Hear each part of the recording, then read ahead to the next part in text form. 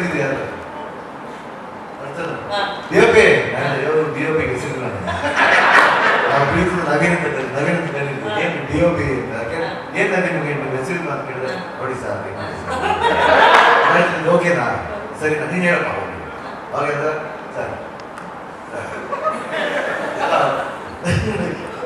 ಅದೇ ಅಂಡರ್ಸ್ಟ್ಯಾಂಡಿಂಗ್ ಅದೇ understanding ಸಿಕ್ತ photo ಮೋಕ್ಷ